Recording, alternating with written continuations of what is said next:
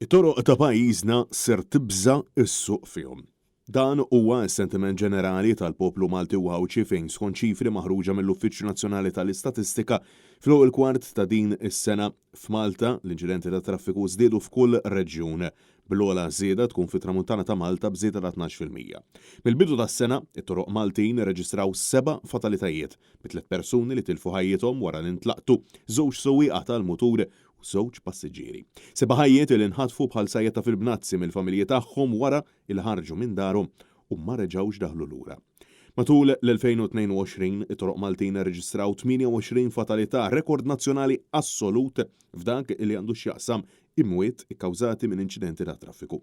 Fl-aħħar xhur saru diversi appelli lill-Gvern ta' Roberta Bela u lill-Ministru responsabbli mit-Trasport u Traffiku Aron Farrugia sabiex bil-fatti u mhux bil-paroli biss jissalvagwardjaw il-ħajja tagħna ta' qrabatna u ta' wliedna.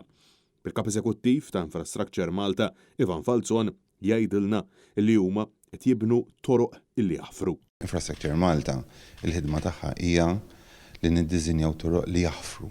Ġifieri int mhux mal-ewwel inċidenti kollok xi ħaġa gravi. Manet News, Falzon insista li mhux talli qed jissalvagwardjaw saħħet iċ-ċittadin imma li t-toroq qed jinbnew fuq standards internazzjonali. It-toroq tagħna kemm jista' jkun ikunu safe mhux għal min juża karozza u juża motur, imma għal kull min jużaw. Biex biddaw jista' jsir xi ħaġa flokhom daw il-barriers biex forsi jekk ikun hemm accidents jinsa l-ispidu kollox hemm accidents biex forsi nipprevenu li persuna inqas ma tmutx.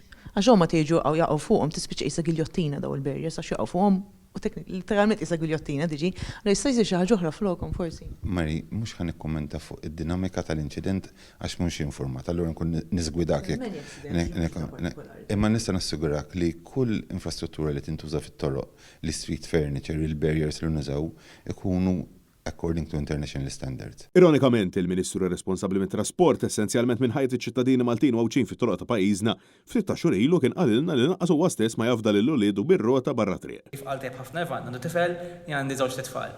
U l-inkwiet tiegħu huwa tiegħi wkoll. Ġifieri jekk tgħid tistaqsini inti komdu bit-tfal tiegħek imur bir-rota l-iskola pereżempju, ngħidlek le, 100% le. Toroq siguri u li jaħfru. Toroq però illi l-Ministru nnifsu ma jafdax lill-uliedu fihom.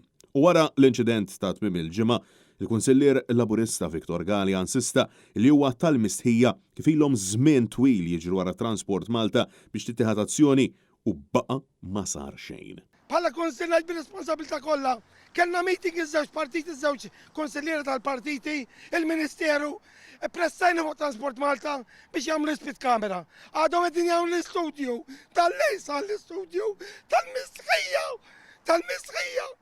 Alright, speed kamera imminenti f'din it-triq. Fuq naħu, l-oħra.